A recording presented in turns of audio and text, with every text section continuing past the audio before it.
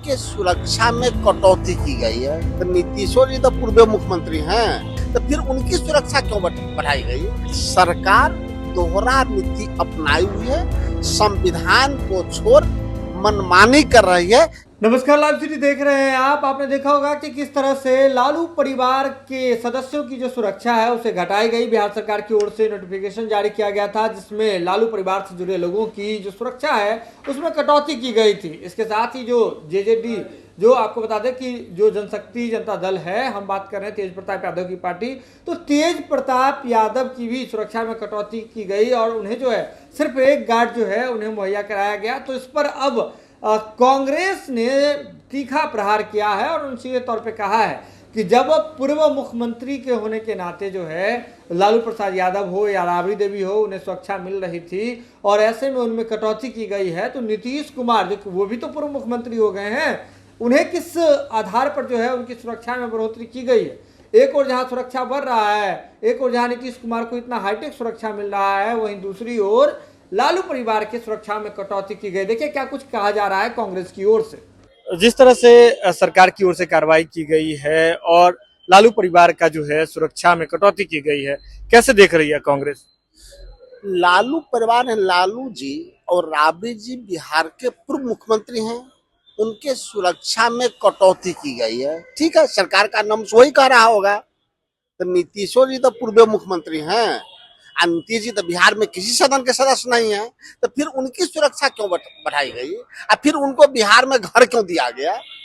सरकार दोहरा नीति अपनाई हुई है, संविधान को छोड़ मनमानी कर रही है। एक छोटा सवाल है कि एक पूर्व मुख्यमंत्री का जो किसी सदन, बिहार के किसी सदन का सदस्य नहीं है, उनका सुरक्षा भी मिल रहा है, आवास भी बड़ा बड़ा मिल गया है। दो पूर्व मुख्यमंत्री अगर एक घर में रह रहा है जो इन टाइटल है, तो उनका घर भी खाली कराया जा रहा है और उनसे सुरक्षा भी वापस की जा रही है या कम की जा रही है। तो मैं मानता हूं कि सरकार द्वेषपूर्ण नीति अपनाकर एक कार्रवाई कर रही है। लेकिन जिस तरह से बिहार में जो मुख्यमंत्री आवास के एक्सटेंशन वाली बात थी, उसे फिर अब फैसला वापस लिया गया है, 5 देशरत्न मार्ग जो है उसे अलग किया गया है। नीतीश कुमार जी एक अन्य मार्ग में 20 साल से थे, कुछ दिन मांझी जी दाएं हुए थे, अब बगल में जो 6 नंबर में गए हैं या 7 नंबर में, उसी समय से रखे हुए थे। तो क्या वर्तमान मुख्यमंत्री जी 5 देश रत्न अलग किए हैं, तो आवंटित किसको किए हैं? किसी को आवंटित नहीं हुआ है।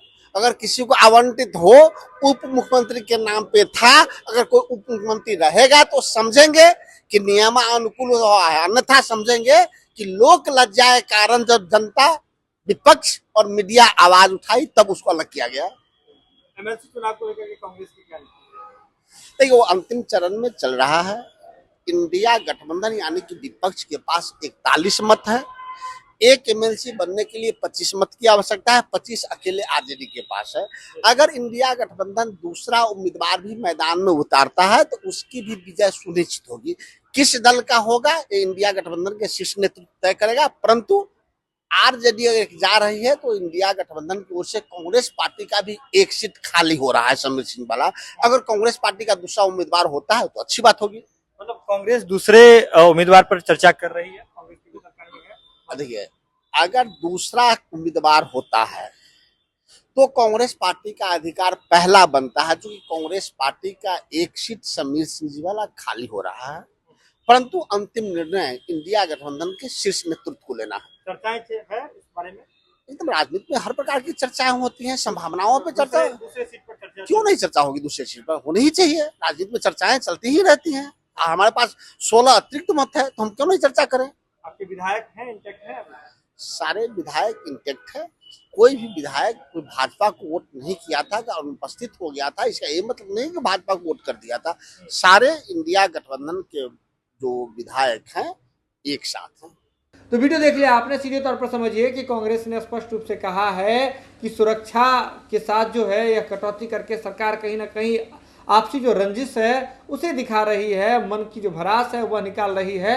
इसके साथ ही एमएलसी चुनाव को लेकर के कांग्रेस ने यह बताया है कि क्या कुछ रणनीति चल रही है। इंडिया ब्लॉक यह भी चर्चा कर रही है कि अगर दूसरा जो कैंडिडेट है उसकी नौबत आती है तो कांग्रेस ने उस पर अपना दावा ठोका है। हालांकि क्या होता है ये आने वाले समय में पता चलेगा, लेकिन आप जुड़े रहें लाइव सीरीज के साथ। लाइव सीरीज पर खबरों का सिलसिला लगातार जारी है।